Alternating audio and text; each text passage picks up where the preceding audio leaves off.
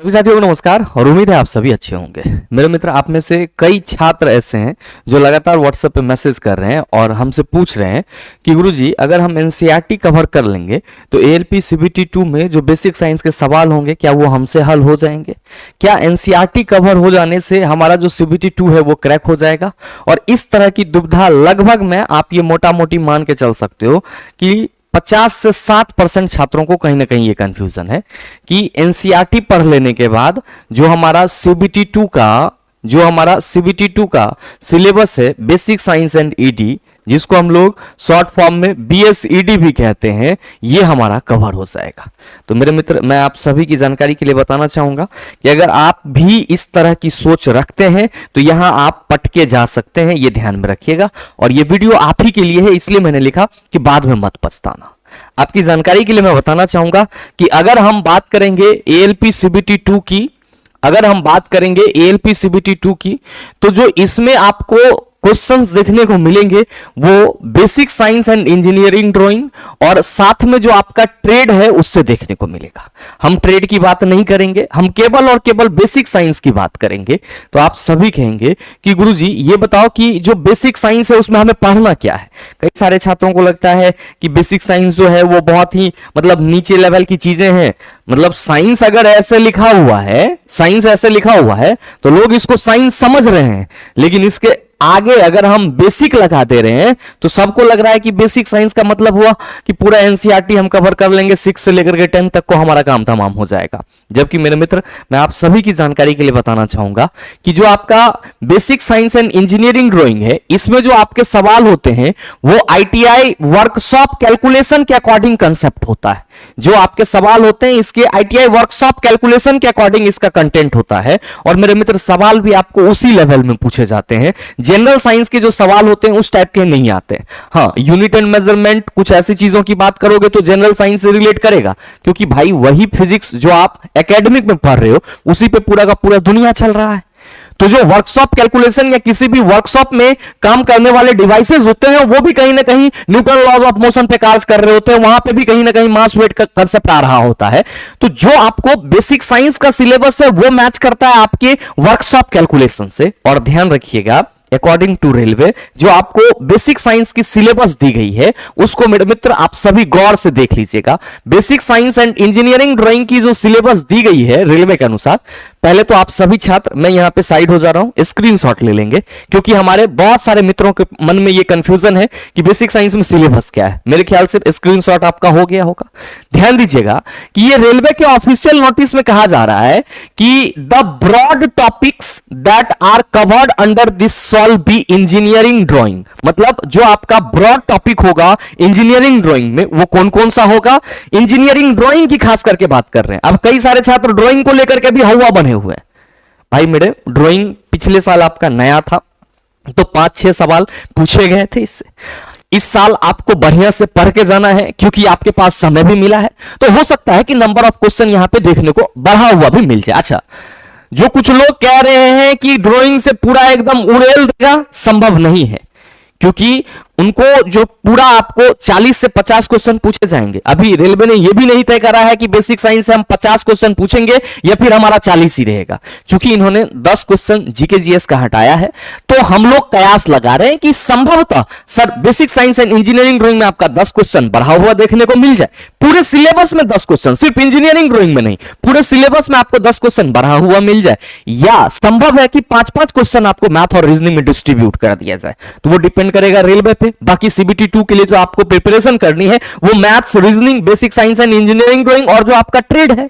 अब ध्यान दीजिएगा कि जो ड्राइंग में सवाल पूछे जाएंगे उसके टॉपिक दिए हुए कौन कौन सा।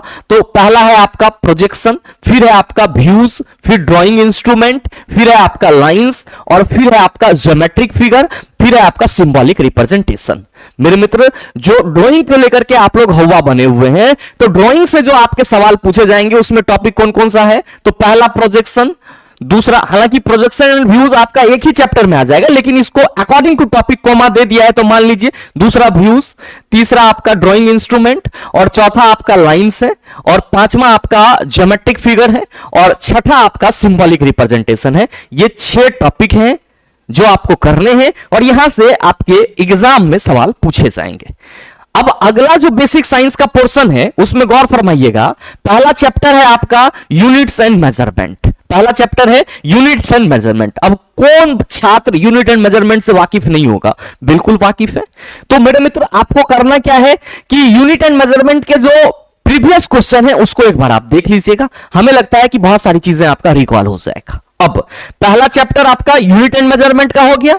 अब है मास, वेट एंड डेंसिटी। मेरे मित्र मास, वेट एंड डेंसिटी से संबंधित हम लोग जो जनरल साइंस में पढ़ते हैं वो यहां पे थोड़ा कम जोर देते हैं।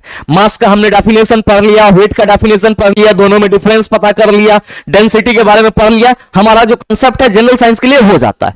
लेकिन यहां पे आपको मास, वेट एंड डेंसिटी के ढंग के न्यूमेरिकल क्वेश्चन देखने को मिलते हैं। आपके एग्जाम में जो सवाल पूछे जाते हैं उसका भी अपना लेवल होता है। तो मेरे मित्र ये टॉपिक आपके लिए बहुत ही इंपॉर्टेंट है और ध्यान रखेंगे कि मास, वेट एंड डेंसिटी जब आप पढ़ेंगे तो पूरा का पूरा आपका जनरल साइंस रिवीजन होना चाहिए। नेक्स्ट जो टॉपिक है वो वर्क, एनर्जी एंड पावर है। Work, power and energy. फिर है आपका speed and velocity, speed and velocity. फिर है आपका हीट एंड टेम्परेचर। उसके बाद है आपका बेसिक इलेक्ट्रिसिटी। फिर है लीवर एंड सिंपल मशीन। और मेरे मित्र ध्यान देंगे कि ये इतना जिसको मैंने ग्रीन कलर से रेड आउट किया है ये सब के सब क्या है? आपके फिजिक्स के पोर्शन है और इन सभी से आप कहीं ना कहीं रूबरू हैं। और मेरे मित्र आपको जो सीबीटी 2 के लिए प्रिपेयर करना है वो कैसे करना है? तो वर्कशॉप कैलकुलेशन के अकॉर्डिंग करना है। जो वर्कशॉप में चीजें मिलती है उसके अकॉर्डिंग आपको पढ़ना है। कैसे होगा सर? तो पीवाईक्यू के अकॉर्डिंग सारी चीजों को आप कर सकते हैं, सारी चीजों को आप पढ़ सकते हैं। अब नेक्स्ट ध्यान दीजिएगा कि जिस किसी भी छात्र का ट्रेड होगा तो ट्रेड में एक टॉपिक पढ़ने के लिए है सर सेफ्टी एंड प्रिकॉशन। तो अगर आप वहां पढ़ रहे हैं तो ऑक्यूपेशनल सेफ्टी एंड हेल्थ वहां से आपका कवर हो जाएगा।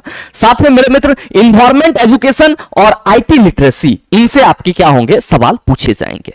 तो जो सीबीटी 2 के लिए छात्रों के मन में कंफ्यूजन है कि हमारा सिलेबस क्या होगा, तो सीबीटी 2 के लिए मेरे मित्र सिलेबस आपका यही है, basic science and engineering drawing का। और इसी टॉपिक को आपको पढ़ना है। और यहां पे आप कहीं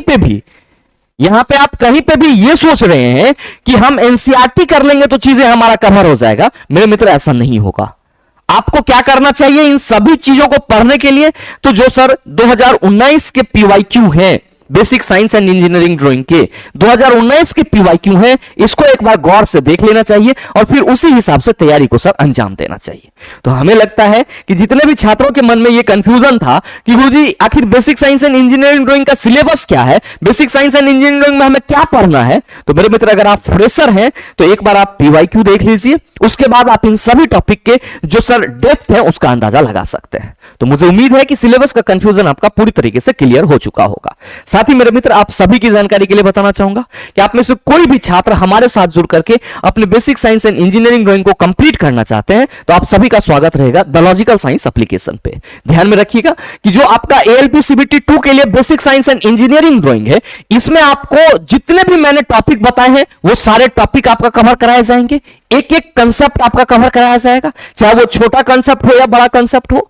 साथ में प्रत्येक चैप्टर का आपको पीवाईक्यू लगवाया जाएगा। पूरे कोर्स की वैलिडिटी 1 साल की रहेगी। आप मोबाइल और लैपटॉप दोनों जगहों से कोर्स को सर देख सकते हैं। साथ ही मेरे मित्र ध्यान में रखेंगे कि इसमें जो आपको चीजें कराई जाएगी वो बिल्कुल ही जीरो लेवल से कराई जाएगी। आपने कभी बेसिक साइंस पढ़ा है नहीं पढ़ा है उससे कोई मतलब नहीं है। अगर आप एक बार जुड़ करके चीजों को उकेरते हैं तो हमें नहीं लगता है कि बेसिक साइंस आपके लिए कोई सर बड़ा सा मतलब काम रह जाएगा, वो एकदम ही हलवा सा चीज हो जाएगा। बस जरूरत क्या है तो सर सभी चीजों को समग्र रूप से एक बार बेसिक से एडवांस लेवल तक कंप्लीट करने की। तो कोई भी छात्र अगर हमारे साथ जुड़ करके basic science and engineering drawing को कंप्लीट करना चाहते हैं तो मेरे मित्र ये जो आपका एएलपी सीबीटी 2 के लिए basic science engineering drawing batch है आप सबों के लिए काफी महत्वपूर्ण है। ध्यान में रखिएगा ये बैच आपको कहां मिलेगा? ये batch the logical science application पे मिलेगा, जिसको आप गूगल प्ले स्टोर से डाउनलोड कर सकते हैं। अगर मेरे मित्र आपको इस बैच से संबंधित किसी भी तरह की अन्य जानकारी चाहिए तो आप इस दिए गए नंबर पर कॉल या व्हाट्सएप कर सकते हैं। बहरहाल उम्मीद करते हैं कि जो सिलेबस का कंफ्यूजन था वो आप सबों का दूर हो पाया होगा। मिलते हैं हम लोग फिर अपने अगले वीडियो सेशन में। आज के लिए इतना ही, तब तक के लिए best of luck. Thank you, have a nice day.